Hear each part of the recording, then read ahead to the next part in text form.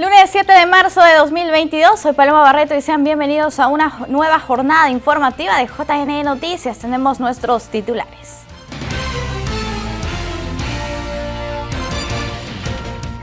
Jurado Nacional de Elecciones recordó que lista de candidatos que participen en elecciones internas deben cumplir con alternancia de género. Presidente del JNE viajará a Colombia para asistir a la 21ª conferencia del Protocolo de Quito.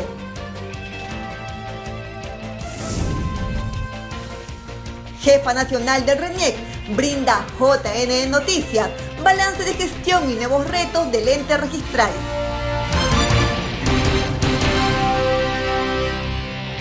Vamos con el desarrollo de nuestra información. El presidente del Jurado Nacional de Elecciones, Jorge Luis Salas Arenas, viajará a Colombia junto con el director nacional de las oficinas desconcentradas, Paul Vizcarra, para asistir a la 21ª conferencia del Protocolo de Quito, a realizarse este 9 de marzo y para los comicios legislativos del país vecino. El presidente del JNE, Jorge Luis Salas Arenas, participará en la 21ª conferencia del Protocolo de Quito, que se realizará este 9 de marzo. Por ello, mediante resolución, autorizaron el viaje a la República de Colombia, en tanto el titular estará en la ciudad de Bogotá del 8 al 10 de marzo. Asimismo, autorizaron el viaje a Paul Vizcarra, director nacional de las oficinas desconcentradas del Jurado Nacional de Elecciones, por el periodo comprendido del 9 al 14 de marzo, para asistir en calidad de integrante de la misión de observación internacional en las elecciones legislativas de Colombia, que se llevará a cabo este 13 de marzo. De la misma forma, el jefe de la Oficina Nacional de Procesos Electorales, Piero Corbeto, acudirá a dicho evento internacional en el país vecino. El viaje lo realizará con el gerente general de la OMPE, Bernardo Pachas, del 9 al 14 de marzo, quien también formará parte de la misión de observación internacional de las elecciones congresales colombianas. Cabe recordar que previamente el Consejo Nacional Electoral de Colombia cursó una invitación al titular de ambas entidades para participar en la 21ª conferencia del Protocolo de Quito y como calidad de observadores para los comicios del próximo domingo. El Jurado Nacional de Elecciones, a través de su Dirección Nacional de Educación, los invita a participar de la conferencia virtual Recorrido Histórico de la Participación Política de la Mujer este martes 8 de marzo con la exposición del historiador Miguel Seminario Ojeda. El evento se realizará en el marco del Día Internacional de la Mujer y será transmitido por la plataforma Zoom y por la red social de Facebook de la entidad electoral a partir de las 6 de la tarde. La invitación está hecha para todos los interesados. Bien, y por otro lado, el Jurado Nacional de Elecciones recordó que las listas de candidatos que participen en las elecciones internas deben cumplir con los requisitos de alternancia de género, así como con las cuotas de jóvenes y de representantes de comunidades campesinas, nativas o pueblos originarios. El Jurado Nacional de Elecciones recuerda a las organizaciones políticas en el marco de las elecciones regionales y municipales 2022 que las listas de candidatos para elecciones internas deben respetar alternancia y cuotas electorales. Asimismo, precisó que con ese propósito es necesario que las organizaciones políticas tengan en cuenta las resoluciones del JNE que establecen números de autoridades a elegir y aplicación de cuotas electorales, así como los reglamentos de inscripción de candidatos aprobados con las resoluciones. En este contexto, el máximo organismo electoral refirió que efectúa progresivos avances para la mayor participación en las listas de candidatos de ciudadanos que pertenezcan a comunidades campesinas, nativas o pueblos originarios. Cabe resaltar que, de acuerdo con la información oficial alcanzada por la referida Corporación Edil, en Lima existen 10 polígonos de comunidades campesinas reconocidas o tituladas, algunas ubicadas de forma parcial y otras de forma total, en el ámbito de la provincia de Lima. El Jurado Nacional de Elecciones precisó que la resolución sobre la presentación del padrón de afiliados de organizaciones políticas en un solo acto no presentó impugnación ni observación alguna. Veamos. La resolución que fue emitida por el Jurado Nacional de Elecciones en mérito a la función reglamentaria que le atribuye su ley orgánica dispuso que las organizaciones políticas presenten en conjunto y en un solo momento sus respectivos padrones de afiliados para las elecciones regionales y municipales 2022. Cabe resaltar que desde noviembre del 2021, en que entró en vigencia la norma, el Pleno del JNE ha emitido un criterio respecto a dicha resolución, a resolver diferentes recursos de apelación presentados en contra de pronunciamientos del registro de organizaciones políticas. Asimismo, el Jurado Nacional de Elecciones no ha tomado conocimiento sobre la interposición de alguna demanda en la vía jurisdiccional ordinaria, distinta al análisis de cada caso concreto evaluado en las apelaciones antes referidas, que cuestionen de manera especial la vigencia. Se precisa que la resolución emitida por el JNE fue aprobada en concordancia con la Ley 31357 del 31 de octubre del 2021, la cual autoriza a los organismos electorales a emitir la reglamentación necesaria para garantizar el desarrollo de las elecciones regionales y municipales 2022, tomando en cuenta la evolución y los efectos de la emergencia sanitaria ocasionada por la COVID-19. Una reacción rápida y verificada es fundamental ante las fake news, así lo resaltaron expertos de diversos países en foro organizado por el Jurado Nacional de Elecciones. Se destacó que los entes electorales utilicen gráficas y elementos más llamativos para aclarar al lector una desinformación.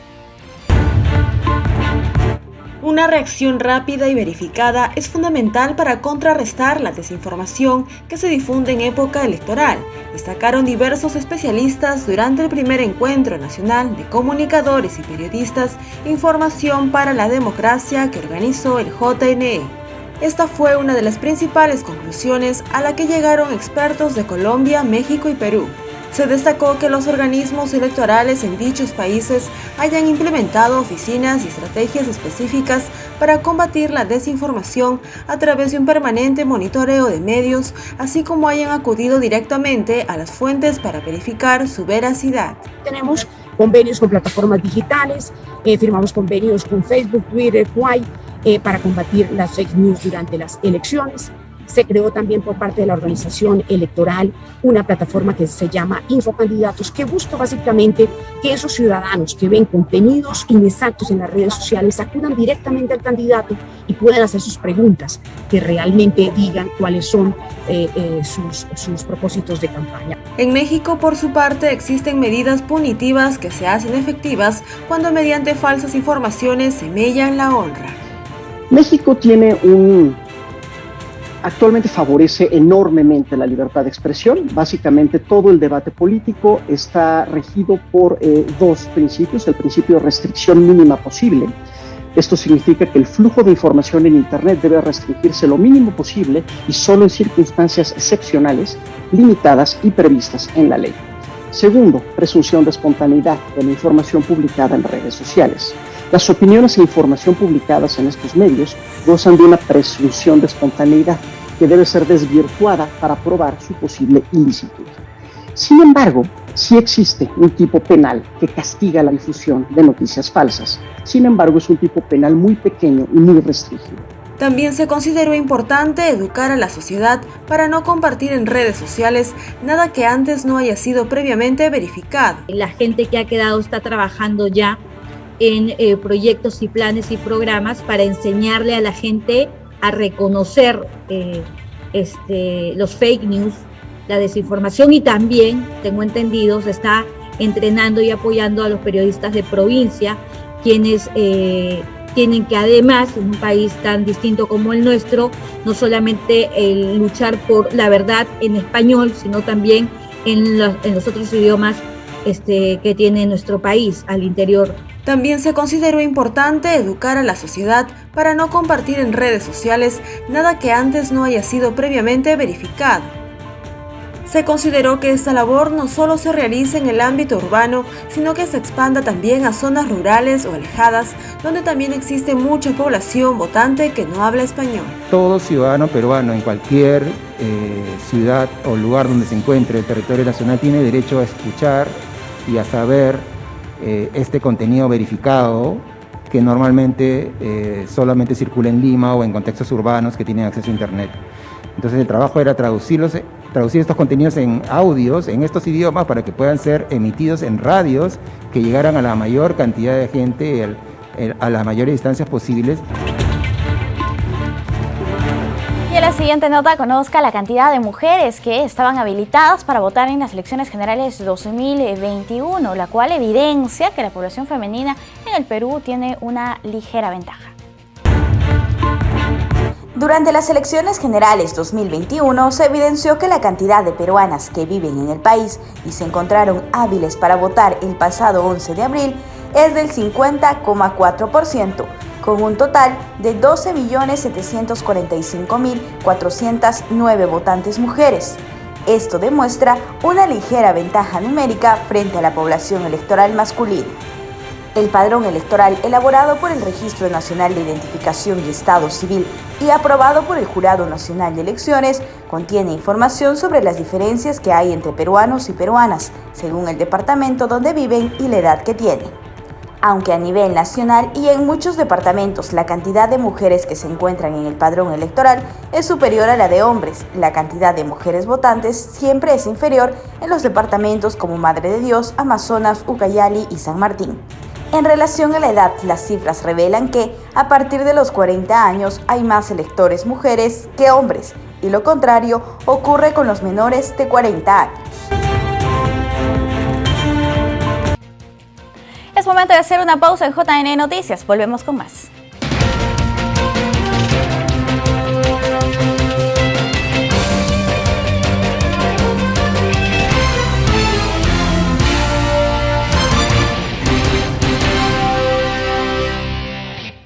Bien, estamos de vuelta. Gracias por continuar con nosotros. La Oficina Nacional de Procesos Electorales publicó esta semana un nuevo reporte electoral con los principales hitos del cronograma de las elecciones, las organizaciones que participarán en comicios internos, entre otros temas.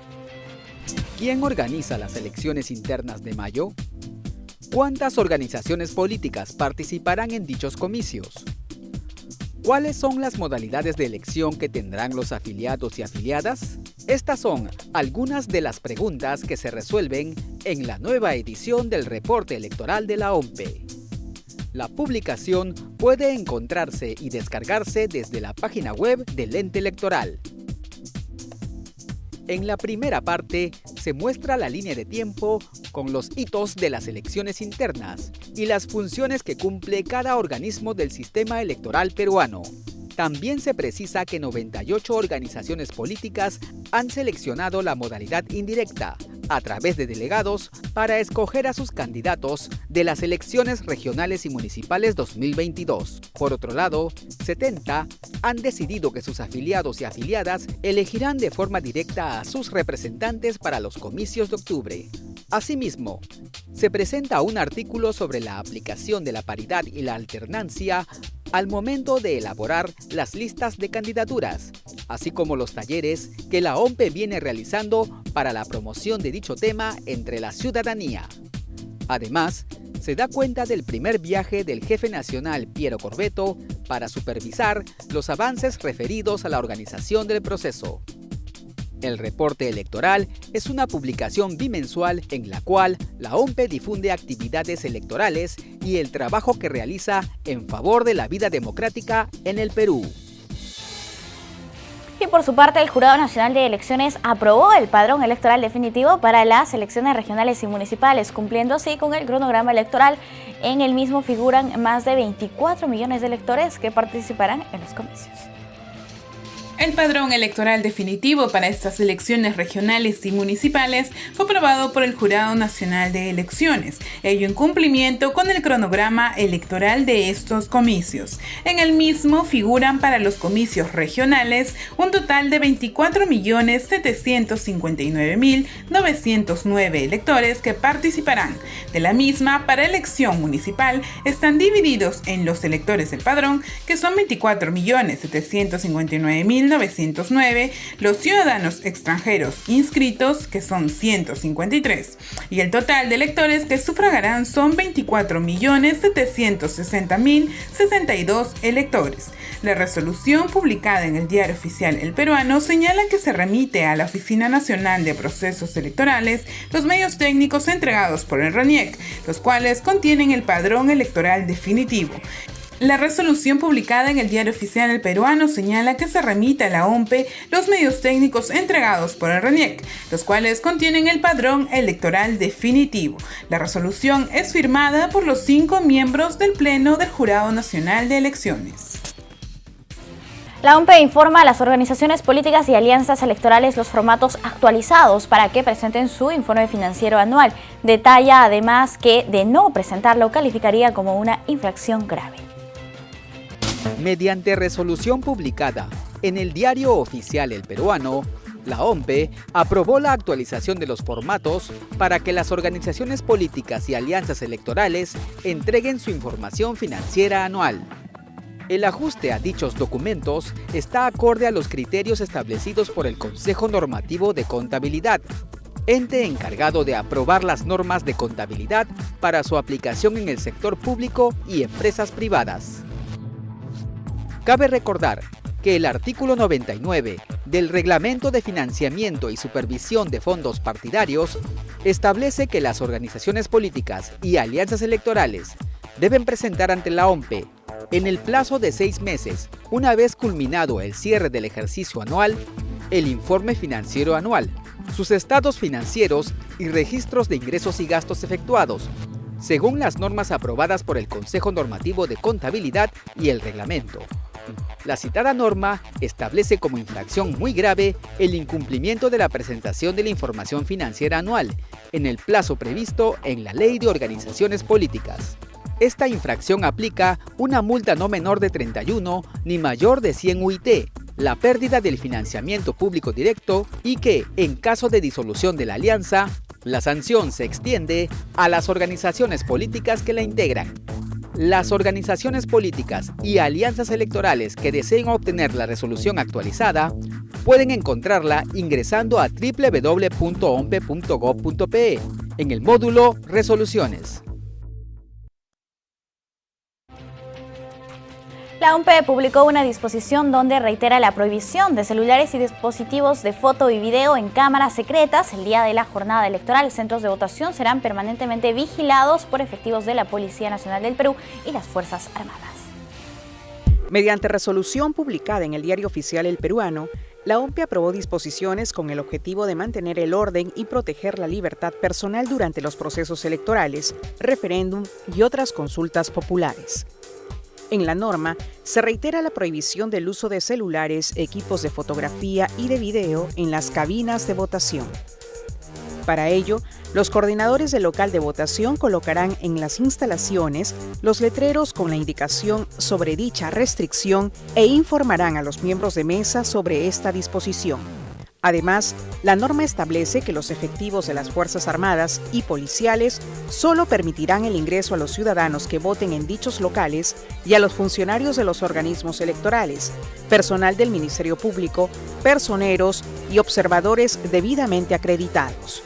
También podrán ingresar las personas que acompañen a electores con discapacidad, adultos mayores, mujeres embarazadas y o que se encuentren dando de lactar a sus hijos, así como el personal de los medios de comunicación debidamente acreditados. La resolución fija que los efectivos del orden deben garantizar la libertad de los ciudadanos para ejercer su derecho a votar y que los miembros de mesa, autoridades en consulta, candidatos, personeros y observadores ejerzan su función sin coacción alguna. Estas medidas son de cumplimiento obligatorio de las Fuerzas Armadas y Policía Nacional, que deberán mantener una permanente coordinación con la Secretaría General, oficinas descentralizadas de procesos electorales, oficinas regionales de coordinación y los puntos focales de la OMPE. Para conocer a detalle las disposiciones de la presente resolución, pueden ingresar a la página web www.ompe.gov.pe. Y con miras a los comicios internos, la OMPE continúa realizando talleres informativos a los principales actores electorales para el correcto desarrollo de las elecciones en mayo. En las últimas semanas, la OMPE viene brindando asistencia técnica y organizando talleres para las organizaciones políticas con miras a las elecciones internas de mayo.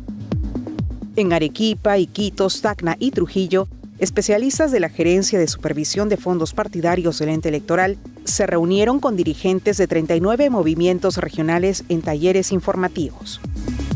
Uno de los temas abordados fue el de la rendición de cuentas de aportes que reciban y gastos que realicen durante la campaña electoral. En ese sentido, se indicaron cuáles son las fuentes de financiamiento permitidas y las prohibidas, así como los plazos para las 2 entregas de información financiera. Del mismo modo, en los talleres los expositores explicaron los requisitos y procedimientos necesarios para que las personas afiliadas a un movimiento elijan a candidatas y candidatos directamente o a través de delegadas y delegados. Las asistencias técnicas y reuniones organizadas por la OMPE continuarán realizándose en los siguientes meses en todas las regiones del país. Asimismo, si las organizaciones tienen dudas o consultas, pueden comunicarse con las oficinas regionales de coordinación o puntos focales temporales de su jurisdicción. Y con la finalidad de que se cumpla la paridad y la alternancia en elecciones internas de las organizaciones políticas, la OMPE continúa desarrollando los talleres más allá del 50-50. El próximo será en la macrorregión norte este 14 de marzo. El pasado lunes 28 de febrero, la OMPE, en colaboración con el programa de la Unión Europea, Eurosocial, desarrolló la segunda fecha de los talleres Participación Política de las Mujeres, más allá del 50-50. El evento se llevó a cabo de manera virtual y estuvo dirigido a los representantes de las organizaciones políticas de la macrorregión sur, conformada por los departamentos de Arequipa, Apurímac, Cusco, Moquegua, Puno y Tacna. Como en la primera edición, el encuentro contó con la participación del jefe de la OMPE, Piero Corbeto, y de la especialista de Eurosocial, Katia Uriona, y la investigadora del ente electoral, Sandy Melgar. Es también importante señalar que las cifras respecto de la presencia de la mujer en política en la macrorregión sur son realmente bastante poco alentadoras. Por eso venimos a trabajar desde ahora, desde febrero, con ustedes, de la mano de los movimientos regionales, de los partidos políticos, de las organizaciones políticas en general, para que ustedes puedan contar con toda la información y fortalecer las competencias de las mujeres para que puedan participar de manera activa en la elección regional y municipal y obviamente primero en las internas. En la macrorregión sur, un total de 53 movimientos regionales han convocado a elecciones internas para mayo. De estos, 19 eligieron la modalidad directa y 34 la modalidad indirecta para la selección de sus candidatos. Los talleres macrorregionales tienen como objetivo promover la aplicación de la Ley de Paridad y Alternancia en las listas de candidaturas de las organizaciones políticas que participarán en las elecciones internas y las elecciones regionales y municipales 2022 y continuarán en el mes de marzo. La siguiente edición se realizará en la ciudad de Piura el lunes 14 de marzo y está dirigida a la macrorregión norte. También pueden participar del evento la ciudadanía en general. De esta manera, el ente electoral difunde entre las peruanas y los peruanos la importancia de establecer un sistema democrático paritario y con igualdad de oportunidades.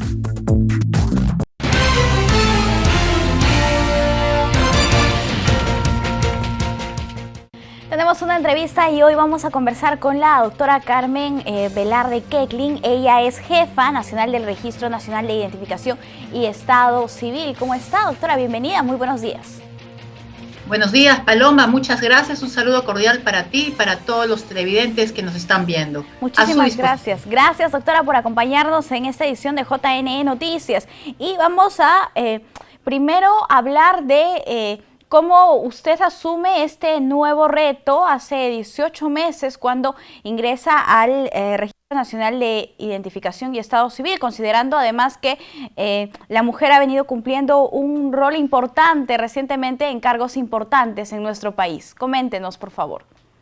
Exactamente, Paloma, muchas gracias por esa pregunta que me permite comentarle a todos los ciudadanos y ciudadanas los retos que hemos tenido en el RENIEC, que efectivamente yo ingresé un 31 de agosto del año 2020 y el primer reto fue abrir las agencias del RENIEC que se encontraban cerradas por casi 5 meses debido a la pandemia. No fue una solución fácil, pero logramos conseguirlo y hoy en día tenemos ya 508 agencias operativas a nivel nacional que incluyen las oficinas registrales auxiliares, que son oficinas de registro civil del RENIEC que funcionan en los hospitales y donde las madres pueden inscribir el nacimiento de sus niños, de sus niñas recién nacidos, por supuesto siempre de manera gratuita, y además pueden obtener el DNI para sus niños también de forma gratuita. Logramos también coordinar con el Ministerio de Relaciones Exteriores para seguir trabajando en los 205 consulados que ellos tienen, en donde estamos sirviendo a los ciudadanos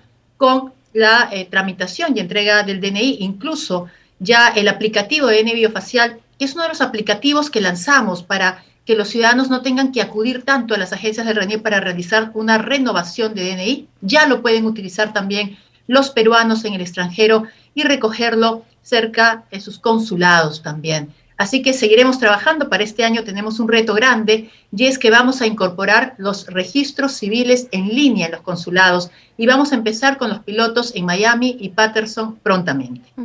Bien, doctora, definitivamente una de las labores más importantes y los servicios más representativos del Registro Nacional de Identificación y Estado Civil es la emisión y la entrega del DNI, y muchas personas se sienten preocupadas muchas veces porque han perdido ese documento o porque ya ha caducado. Sin embargo, ustedes han previsto que se prorrogue excepcionalmente la vigencia del DNI hasta el 31 de marzo del 2022, precisamente a fines de mes. Se estudia la posibilidad de ampliar una vez más este plazo. Primero que nada, Paloma, yo quiero aprovechar esta plataforma de comunicación para agradecer a todos los ciudadanos.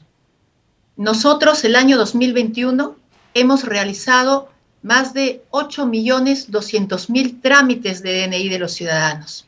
Estamos casi con el mismo número de trámites que el RENIEC realizaba antes de la pandemia.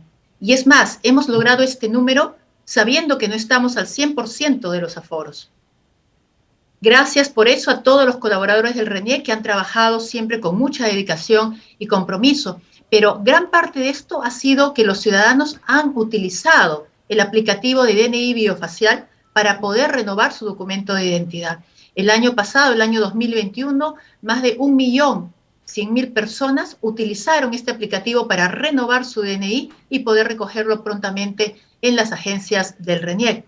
Nosotros todas las semanas tenemos una reunión que se llama reunión de continuidad operativa, en donde evaluamos cómo están los servicios con relación también a los indicadores que vienen de la pandemia.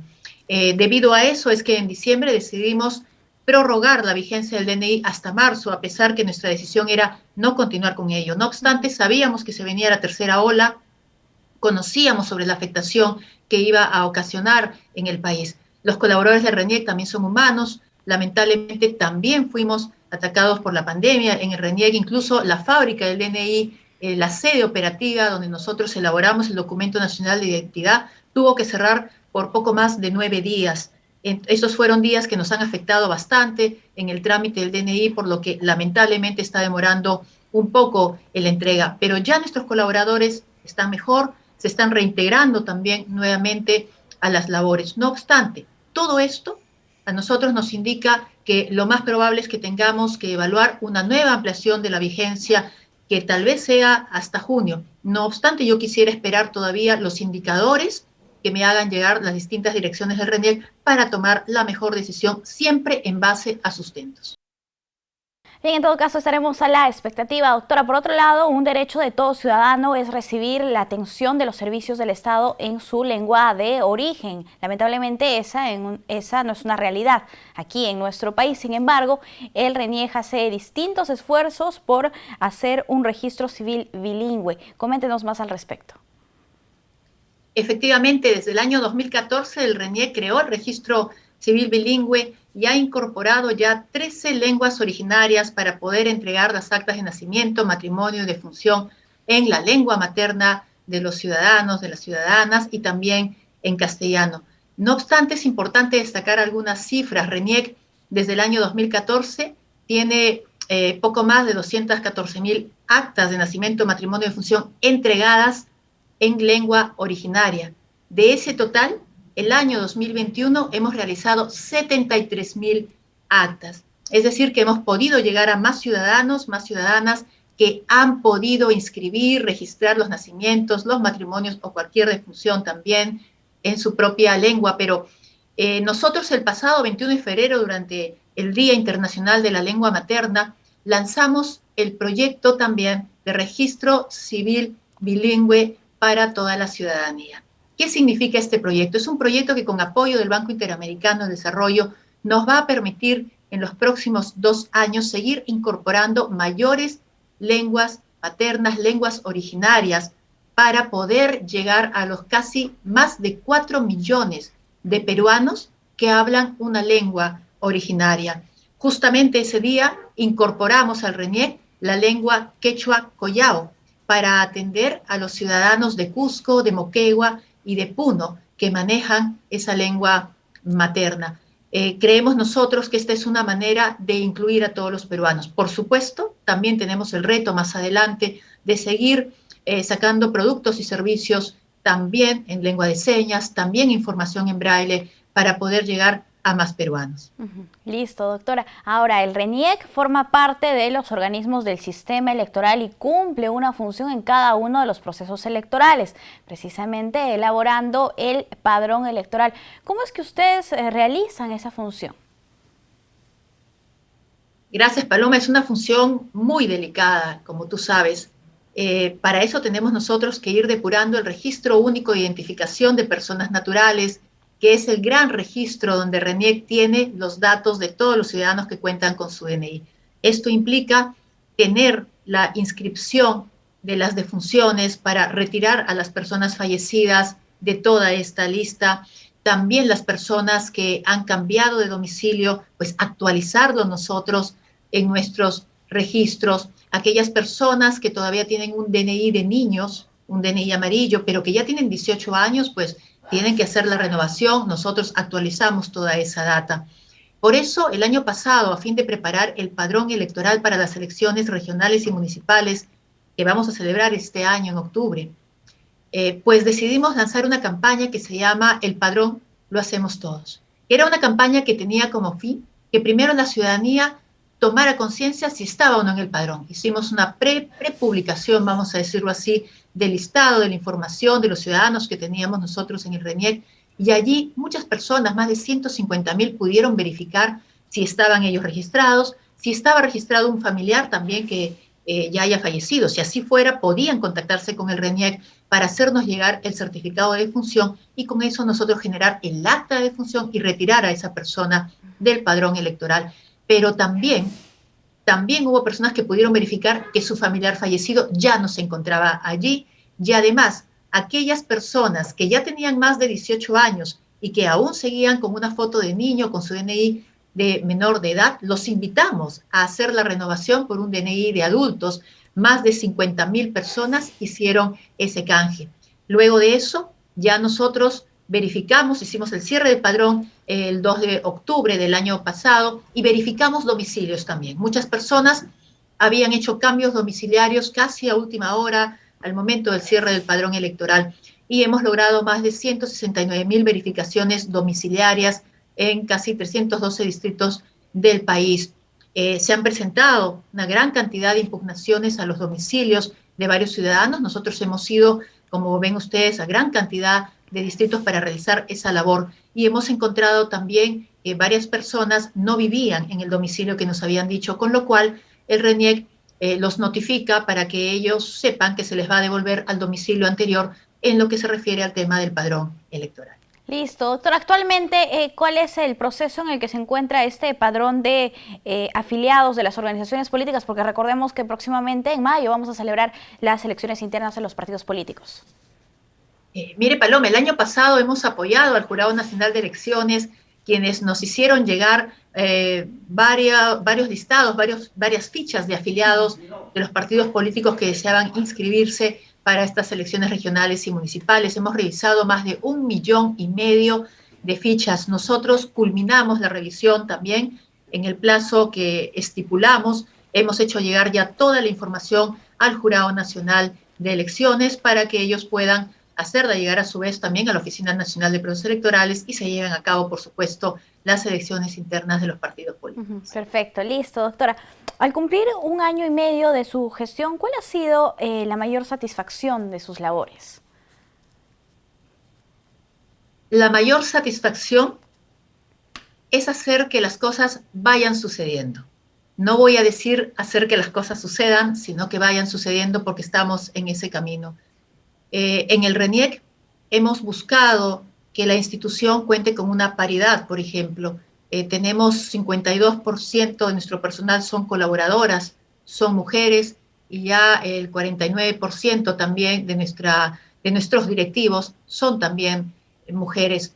Pero queríamos una institución mucho más tecnológica, una institución mucho más ágil. Y para eso empezamos a invertir en nuevos servidores, en nueva infraestructura tecnológica, en revisar los aplicativos que tenía el RENIEC y sobre todo a hacer que los proyectos tecnológicos que RENIEC tenía estancados comiencen a caminar. Hay un proyecto que tenemos con el Banco Interamericano de Desarrollo que se llama Mejoramiento del acceso a los registros civiles e identificación de calidad. Y a través de este proyecto queremos nosotros adquirir plataformas virtuales multiservicios que van a ser colocadas en todo el país y que no solamente van a permitir que los ciudadanos obtengan copias certificadas de las actas de nacimiento, matrimonio y defunción, como se hace en las plataformas, que son estos cajeros automáticos que tenemos en Lima y Callao, sino que también van a permitir que se emita ahí el DNI electrónico. Trabajar todo un proyecto para aprobar el Plan Nacional de Identidad Digital y Servicios Disponibles, que ha sido aprobado ahora en enero, que va a permitir comenzar los cortes para que los ciudadanos ya dejen el DNI azul, el DNI amarillo y comiencen a obtener el DNI electrónico.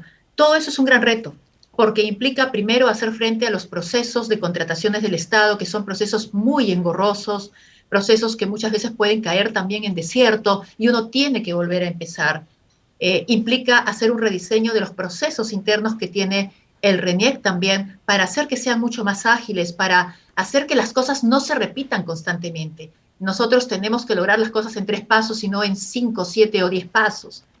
Todo eso ha sido un gran reto, pero yo quiero agradecer a todos los colaboradores del RENIEC porque han ayudado que vayamos hacia ese camino. Estamos haciendo una institución más ágil, aún hay muchas cosas por mejorar para servir mejor a la ciudadanía, por atenderlos con calidad, pero estamos en ese camino y en esos logros. Ya estamos migrando nuestros servidores también a servidores más potentes y hemos podido incluso responder mejor a las solicitudes que nos hicieron los ministerios, por ejemplo, de Desarrollo e Inclusión Social o el Ministerio de Salud, que nos pidieron apoyarlos en la elaboración de sus padrones, albergar también la plataforma Pongo el Hombro o las plataformas de los bonos también, para que los ciudadanos puedan hacer las consultas de la información. Todo eso creo que ha significado una mejora también en la parte tecnológica del RENIEC y pues seguiremos adelante también con lo que son los datos abiertos, con utilizar la información que se cuenta en nuestros registros para poder ayudar al crecimiento de las políticas sociales. Creo que esa es la mayor alegría. Claro que sí. Doctora, mañana es el Día de la Mujer y como usted lo mencionaba, ¿no? En el sistema electoral nosotros hablamos mucho de la paridad y la alternancia, que se debe buscar la equidad entre mujeres, pero eso hay que trabajarlo también en casa y es precisamente lo que hacen ustedes desde el RENIEC, entender la misma cantidad o similar cantidad entre mujeres y varones en trabajadores y también en los puestos de toma de decisiones. Doctora, muchísimas gracias por acompañarnos. Muchas gracias, Paloma. Permíteme enviar un saludo afectuoso a todas las peruanas, a todas nuestras ciudadanas, niñas, adolescentes, por el Día de la Mujer. Reconocerlas, reconocer ese trabajo fructífero y fuerte que venimos realizando, pero también aconsejarles que como mujeres siempre estemos despiertas. Eso significa darse cuenta de la valía que tenemos, darse cuenta de los talentos y las habilidades que tenemos y ponerlas a trabajar. No podemos acobardarnos porque en un momento de pandemia, cuando el mundo está en crisis, el mundo necesita de sus mujeres para salir adelante. Así es. Muchas gracias, Paloma. Gracias a usted por acompañarnos. Nosotros vamos a hacer una pausa. Volvemos.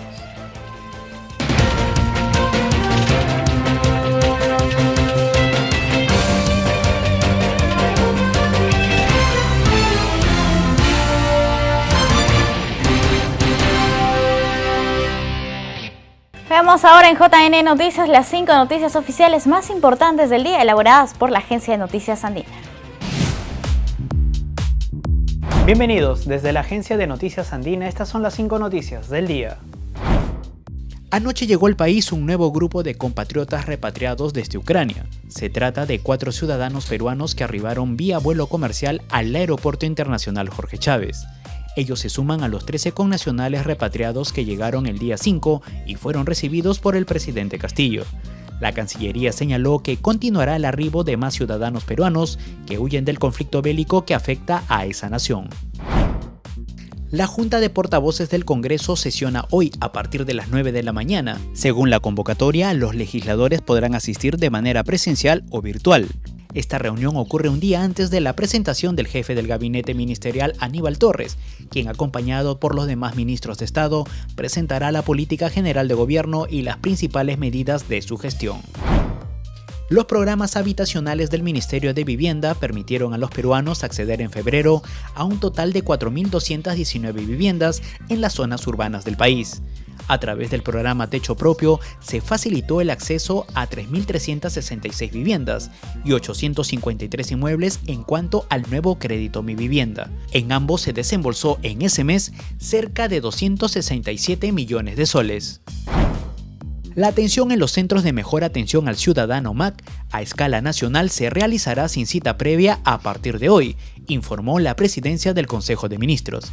La cita previa solo se requerirá para realizar los trámites de emisión de pasaporte electrónico y emisión o duplicado de licencia de conducir.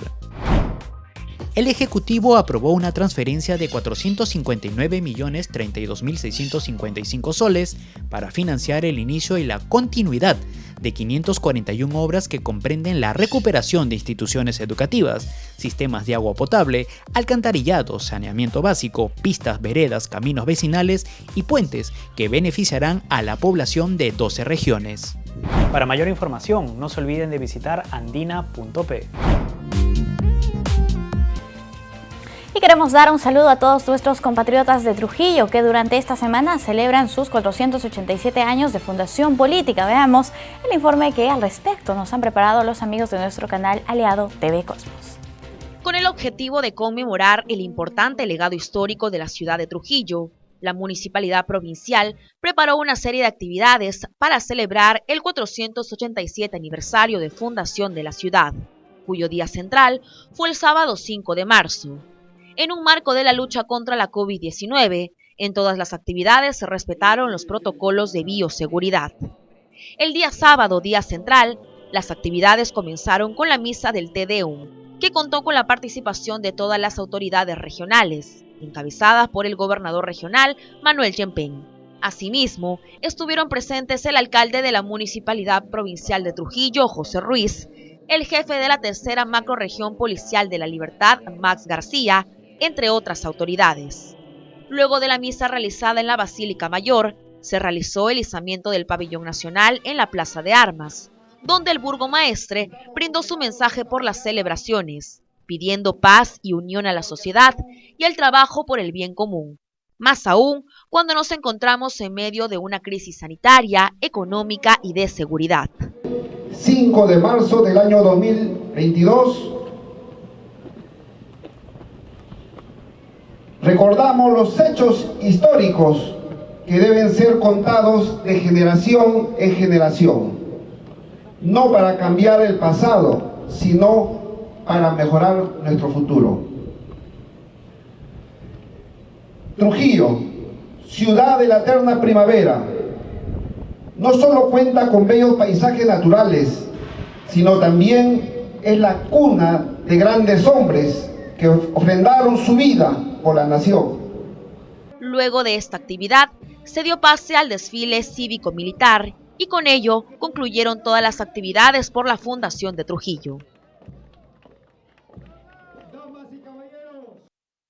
La Contraloría reporta a continuación sobre la fiscalización realizada en el sector salud que arrojó que más de 1.180 funcionarios estarían involucrados en malos manejos e irregularidades con el uso de fondos públicos destinados a combatir la pandemia.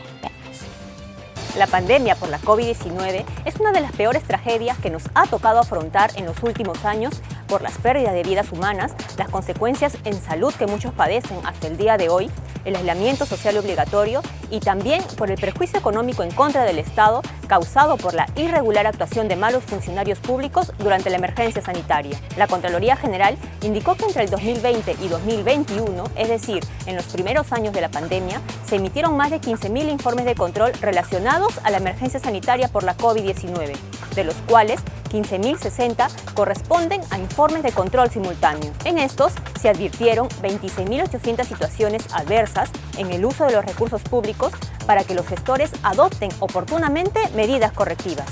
Sin embargo, pese a las advertencias, en un tercio de ellas, es decir, en 8.960, no se han podido adoptar acciones para mitigarlas dentro del plazo de 3 meses de haber sido comunicadas a las entidades y a sus autoridades.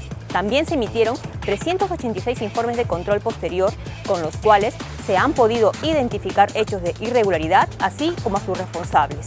Es así que se han identificado a 1.183 funcionarios y servidores públicos, quienes tendrían responsabilidad administrativa, civil y penal por su actuación en actos de corrupción e ineficiencia. La actuación irregular de estos malos funcionarios durante la pandemia habría causado un perjuicio económico en contra del Estado por más de 132 millones de soles, recursos que ya no podrán usarse en contratar especialistas, comprar medicinas o equipos médicos para atender la salud de los pacientes con COVID-19. Esta información fue compartida por el Contralor Nelson Schack ante la Comisión Especial de Seguimiento a Emergencias y Gestión de Desastres del Congreso de la República. La pandemia aún no termina y los recursos públicos siguen expuestos. Por ello, la Contraloría continúa reforzando el control a todas las instituciones del país que gestionan los presupuestos destinados a enfrentar el COVID-19. Ahora les compartimos un informe del Poder Judicial sobre las razones que contempla la ley y el procedimiento para que un ciudadano proceda a un cambio de nombre. Veamos. Si siente que su nombre no va con su personalidad o no le gusta, le informamos sobre los requisitos que debe saber para proceder a realizar legalmente el cambio de nombre. Primero, el Poder Judicial determina que debe de existir motivos justificados, tales como tener un nombre ofensivo, sarcástico, homónimo de requisitorias, atentatorios de la moral y las buenas costumbres, etc. El pedido a realizar lo debe de ver un juez especializado en lo civil o mixto. Los requisitos para cambiar de nombre son los siguientes: presentar la demanda firmada por la persona de interés y su abogado, copia simple del DNI, partida de nacimiento, cualquier documentación que acredite el motivo justificado por el cambio o adición de nombre, certificado de antecedentes penales, policiales y judiciales, tasa judicial por ofrecimiento de pruebas y cédulas de notificación suficientes, dichos pagos a realizar en el Banco de la Nación. Ahora, el paso a paso para realizar el trámite de cambio de nombre. Primero, presentar la demanda ante el juzgado correspondiente. Segundo, la publicación por edictos en el Diario Oficial El Peruano y en el de mayor circulación o encargado de avisos judiciales del distrito donde se lleva a cabo el proceso. Tercero, se da a la audiencia de actuación y declaración judicial. Cuarto, una vez terminado, el juez dará sentencia a favor o en contra. Y finalmente, se realiza la comunicación al RENIEC para iniciar el cambio de nombre. Cuando haces una modificación relacionada a tu nombre y apellido, se te hará entrega de un DNI nuevo para que los datos correctos aparezcan impresos en tu documento. En el Perú figuran nombres como Chompita, Finaliza, Estudios, Lechuguita, Mariposa, y ahora con la pandemia también se han registrado nombres vinculados como COVID y coronavirus. No debemos olvidar que el DNI es el único medio de identificación.